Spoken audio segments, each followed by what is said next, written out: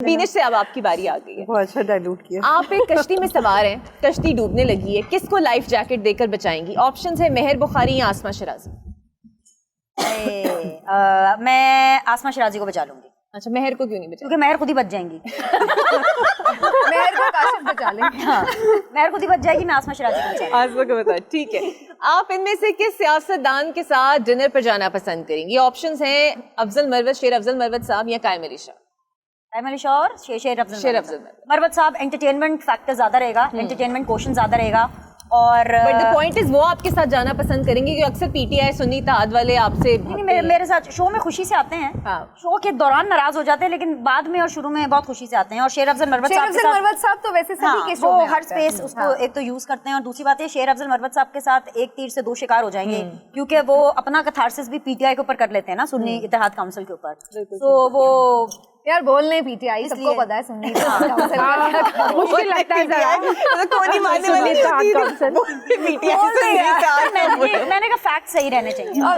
सबने आपको सेटिस्फाइड कर रही है ये सुन्नी इत्तेहाद। अच्छा, रोजाना आपको सबसे बड़ा मसला क्या लगता है प्रोग्राम का? रोजाना सबसे बड़ा मसला उठ के क्या लगता है? प्रोग्राम का मौजू तलाश करना या क्या पहनूं? रोजाना सबसे बड़ा मसला मुझे उठना ही लगता है। मतलब मुझे उठना बहुत, मैं चाहे सुबह 10 बजे उठूं या मैं दोपहर 12 बजे उठूं या 1 बजे उठूं, whenever I wake up I am in a bed. आपके पास भी वही सवाल है, कौन सा सहाफी जिसे सहाफत छोड़ देनी चाहिए? मुबश्शिर लुकमान, नजम सेठी या doctor Shahid Masood? Doctor Shahid Masood. Doctor साहब से आज क्या मतलब डॉक्टर शाहिद ये सवाल बिल्कुल मैंने नहीं लिखे। आगे सुन भी तो लेना। और ये बिल्कुल नहीं कटेगा किधर है प्रोड्यूसर, ये काटना बिल्कुल नहीं काटिएगा। क्योंकि देखें असल में क्या होता है कि अभी मैं यही बात कर रही थी कि जिस तरह सियासत में अब नए लोग आगे आ रहे हैं ना, उस तरह एंकर्स में भी अब नए लोगों के लिए, हम जैसे मिड करियर जर्नलिस्ट के लिए ना उनको स्पेस बनानी चाहिए।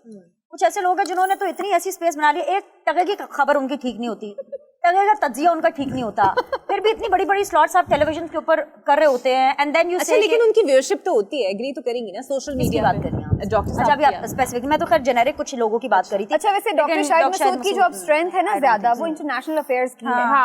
वो उनका जो एक जॉनरा है ना, वो थोड़ा सा मुझे लगता है डिफरेंट हो गया हुआ है। तो वो उस तरह से अब जो हमारी एक टिपिकल सी एक जर्नलिज्म है। अच्छा, ये उन्हीं का जॉनरा है कि उन्होंने कयामत की निशानियां लोगों को याद वो देखें, वो उनका हमेशा ही हर काम बड़ा डिफरेंट होता है। नौकरी इसकी पक्की है प्रेसिडेंट साहब की। देखिए डॉक्टर साहब बहुत नाइस हैं, बहुत नाइस इंसान। एक डिफरेंट उन्होंने स्टाइल ले लिया। ज्यादातर वो अब उनका भी प्रोग्राम भी अगर आप देखें ना तो ज्यादातर वो इंटरनेशनल अफेयर्स और वो थोड़ा सा ऑब्सोलीट है टू बी वेरी ऑनेस्ट। अच्छा जी, मरियम नवाज शरीफ या बिलावल?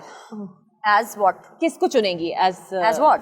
सियासतदान। हमने चीफ मिनिस्टर तो बना दी ना मरियम नवाज, तो लेकिन अच्छा सियासतदान दोनों में से अच्छा सियासतदान डेफिनेटली आवाम के वोटों से ही बनी है ना, तो हमने भी तो वोट ही किया है। अल्टीमेटली हम भी तो किसी को वोट ही करते हैं, ऐसा थोड़ी है कि आप ट्रिगर कर रही हैं सरीना को।